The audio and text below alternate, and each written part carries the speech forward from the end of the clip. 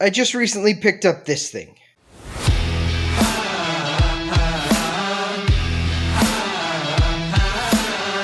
It is a full-on heavy-duty 220-volt Miller spot welder with probably 18-inch arms on it. I have never tested it. I've never used it at all. I just wiped down the face and everything on it, just barely, and plugged it in. So it looks like that light is on. Is this on? It is. Interesting. Okay. Whoops. This actually came with a second one you can see up there that doesn't work. The guy said it's just for parts. So all I did, the box was disassembled, so I just screwed the box back together on that other one that's up there. Put it away, but it also has like big 18-inch arms on it and everything. So I want to give this a test, try and learn something about it. I've never used one before. So that is what we're about to do. So in case I blow myself up somehow magically, at least it'll be on tape. So to start, I just have this thick piece of sheet here. I just want to try and just burn some marks on it to see what it does. Alright, I turned up the time. Maybe it's just not grounding against this. Maybe it's too grubby on the other side, so it's not actually creating a current. That is possible.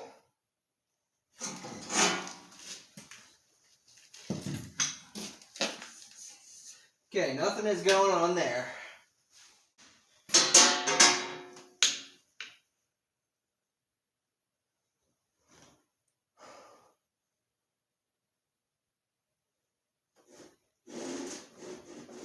I've definitely got a grip on it, but I got nothing happening.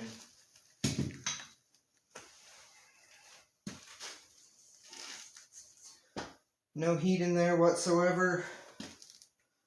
Doesn't seem like there's a button on it. Okay, I guess I better do some research and try and figure out if I'm using this thing even correctly. Okay, well, nothing like making a fool out of yourself on the internet, but I think I figured it out. Right here is a little lever, and I think I have to push that sideways to energize it. So, let's try this again. Alright, I've got it on. Got it clamped. Oh yeah. Okay, so that's what does that. Yeah. I'm going to turn it up to 1.5 seconds just to try that again. Just trying to figure out the machine. Alright. Okay. So, I mean, obviously, this is one bare piece of metal. All I'm doing is just seeing that it generates electricity. These are both pretty thick sheet metal. I have no idea what the gauge is, but it's pretty darn thick. I currently have this thing set at 1.5 seconds on the timer.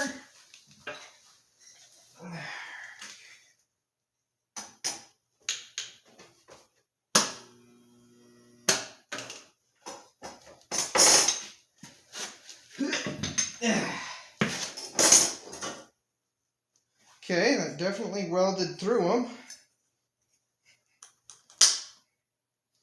But I could break it by hand.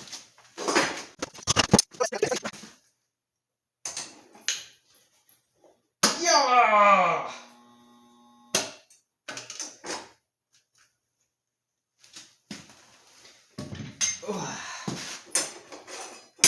Oh, that didn't do anything. I must not have had a good connection between the two of them.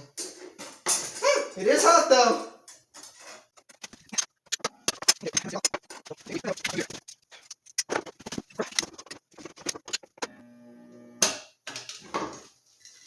Alright, that looks like it might have done a little better. but I'm not sure. Nope. Oh, why did that first one stick so well and now it's not sticking at all?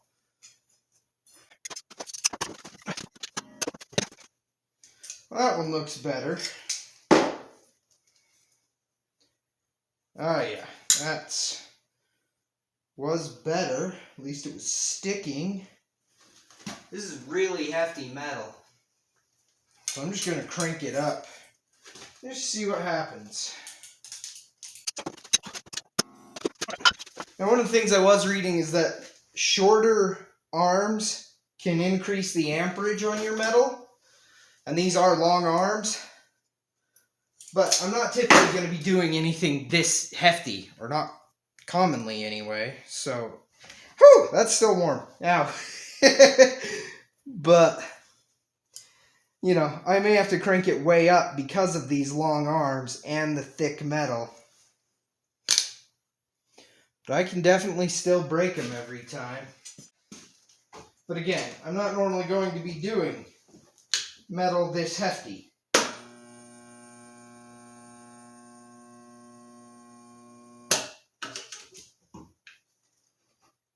I'm even going to give it another one.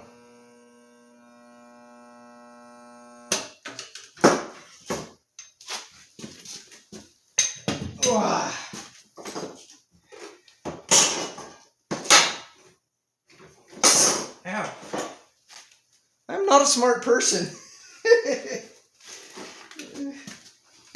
So you can see the heat affected zone on that after, you know, one, it's overlapping, but two, I hit it for 5 seconds twice.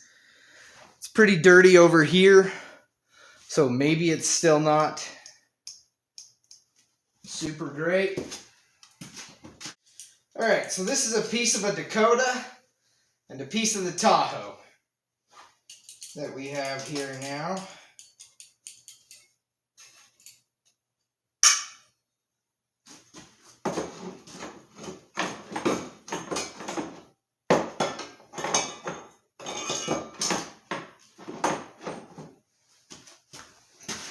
So let's turn this down to, I don't know, 2.5. I still have no idea what to use. And give this a whirl.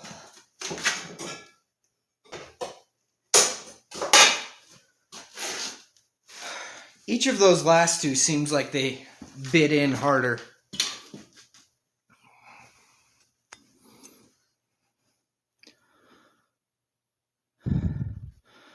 Come on. All right, hold on a sec.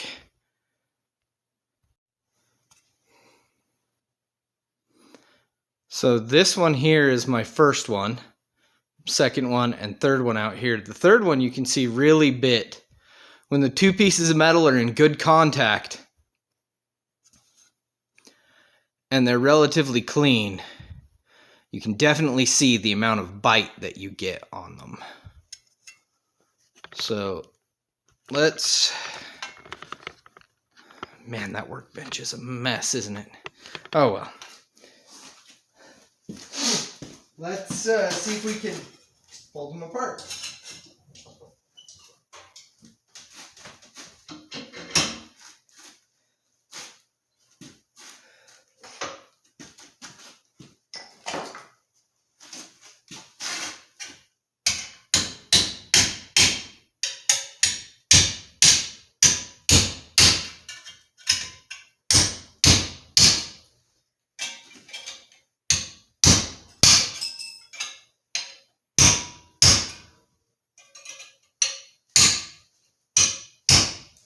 None of them just popped apart.